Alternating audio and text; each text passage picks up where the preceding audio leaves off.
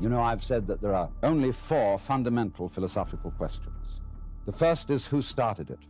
The second is, are we going to make it? The third is, where are we going to put it? And the fourth is, who's going to clean up? I happen to be a lover of archery. But I don't like archery for killing things. I like it as a sport. But what I like most of all is to set an arrow free, like it were a bird. You know, when it gets far up in the sky, whee, you watch it. And it suddenly turns and drops. What is it that fascinates us about that? Because it's not useful. It doesn't really achieve anything that we would call purposive work. It simply is what we call play. But in our culture, we make an extremely rigid division between work and play. You're supposed to work in order to earn enough money to give you sufficient leisure time for something entirely different called having fun or play. And this is the most ridiculous division of things, because everything that we do, however tough it is, however strenuous, can be turned into the same kind of play as I was showing you when I was completely fascinated with spinning that orange around my head. Let's, for example, take the situation that I ran into a little while ago. I was in the New York subway at 59th Street near Columbus Circle, and I wanted to get my shoes shined. And here was this black fellow who was making shoe shining a real art. He got his cloth, you know, which you spread out like this, and was going over my shoe. Like that. See? He was dancing while he was working. And he had just the same fascination in shining shoes as one has spinning this thing around one's head. Imagine, too, if he were a bus driver. Bus driver is ordinarily considered an absolutely harassed person. He's got to watch out for all the laws, all the competing traffic, the cops, the people coming on board giving their fares, and he has to give them change. And if he has it in his head that this is work, it will be hell. But let's suppose he has a different thing in his head. Supposing he has the idea that moving this enormous conveyance through complicated traffic is a very, very subtle game. And he has the same feeling about it that you might have if you were playing the guitar or dancing. And so he goes through that traffic, avoiding this and avoiding that and taking a fare like this, and he makes the music of the whole thing. Well, he's not going to be tired out at the end of the day. He's going to be full of energy when he gets through his job. Or suppose you're condemned to be a housewife, which is the most lowly of all occupations, and you have to clean up. You know, I've said that there are only 4 fundamental philosophical questions. The first is, who started it? The second is, are we going to make it? The third is, where are we going to put it? And the fourth is, who's going to clean up? And this is the lowliest of all occupations, the housewife who washes the dishes and the garbage collector who takes away the stuff. And he has to find out where we're going to put it. So now, who's going to clean up? Incidentally, if you ask yourself these 4 questions in order, who started it? Are we going to make it? Where are we going to put it? And who's going to clean up? It prompts a 5th question, which is it serious? Like, doctor, is it serious? Well, supposing it isn't. And then the housewife who's going to clean up approaches washing dishes in an entirely different spirit. And don't think that I'm some sort of male chauvinist who's trying to talk women into the idea of staying in their place. Because I'm perfectly willing to wash dishes too, because the art of washing dishes is that you only have to wash one at a time. If you're doing it day after day, you have in your mind's eye an enormous stack of filthy dishes which you have washed up in years past, and an enormous stack of filthy dishes which you will wash up in years future.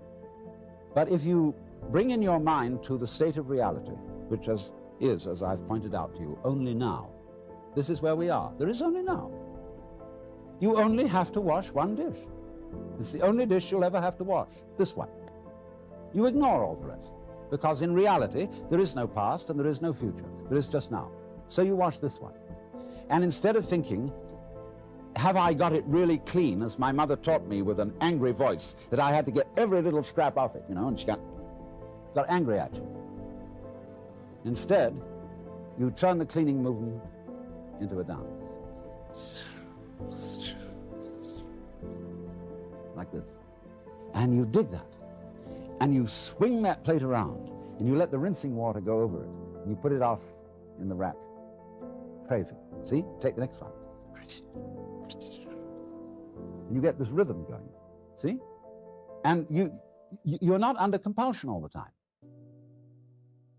You know, when I was a little boy and went to school in England, I had to learn the piano. They called it playing the piano. But actually, they said you must play. We had in England compulsory games. They used to post notices on the bulletin board in the school where I went to, which said, this afternoon, everyone will go for a run. And if you didn't go for a run, and it was found out that you hadn't, you were flogged. So everybody hated going for a run, because they were under compulsion to play. Everybody must play. It's like the whole game of life we're all involved in. It's only a game, but everybody has got to belong. So we went running. I remember one day I was out on a run, and I was trying to enjoy myself because I was running on the balls of my feet, dancing along. And a fellow came up behind me who was running on his heels. He was jogging. And he was going clump, clump, clump, clump, clump, clump, clump, clump. And I said to him, what's the matter with you? You're running on your heels, and you're jarring your whole body all the way through. Okay, but he stuck to it, and he became the champion long-distance runner of the school. But he didn't enjoy it. It was work. And all he enjoyed was the suffering that he endured that made him feel that he had really contributed to the human race, because he suffered so much. He identified his existence and his worth with his suffering. Really great runners dance when they run. They don't necessarily follow a straight course. They may weave. And in the same way, if you happen to witness in the year 1970 the World Cup Championship in soccer, you would have seen that the winning team from Brazil played soccer in a most extraordinary way. They played it like basketball. They played it dancing. The way we learned soccer in school when I was a boy was very, very formal and orderly, and we didn't really enjoy it. But these fellows were bouncing balls off their shoulders, off every muscle, and they had astonishing teamwork. But at the same time, dancing the game, and the sports writer in the London Times said that they danced their way to victory. So the point is, therefore, that you can do everything you have to do in this spirit. Don't make a distinction between work and play. Regard everything that you're doing as play, and don't imagine for 1 minute that you've got to be serious. See, this is the real secret of life. To be completely engaged with what you're doing in the here and now. Instead of calling it work, realize that this is play. In Hindu philosophy, the whole creation is regarded as the Vishnu Leela. That means the play of Vishnu. Leela means dance or play, and from it we get our word lilt. They also, in Hindu philosophy, call the world an illusion. And in Latin, the root of the word illusion is ludere, to play. Because all this going on, the swinging of the ball, the pattern in which the flower goes, is just to swing. And if you take it seriously and say, are you doing anything useful? Useful for what? Useful to go on. But if you take that attitude to going on becomes a drag. Survival becomes a sweat, and it's not worth it. And if you teach your children, and they'll imitate you, they'll treat survival as a sweat which they have to undergo, they have to keep going on, and they'll teach their children to do it, and the whole continuation of the human race will be a drag, which is in fact what it's become because of this attitude. And this is the reason why we've invented the atomic bomb and are preparing to commit suicide. Because we think we must happen. And to the degree that we think we must happen, we hate it and are going to bring it to an end and stop it. So I was about to say seriously, but I'm going to change my words and say sincerely suggest. You know, I'm not, in talking to you, I'm not preaching. I'm not actually serious, because I'm really with this rather than any kind of deep philosophy and so on. So I suggest to you sincerely. G.K. Chesterton once said that the angels fly because they take themselves lightly. How much more so then he, she who is Lord of the angels. Huh.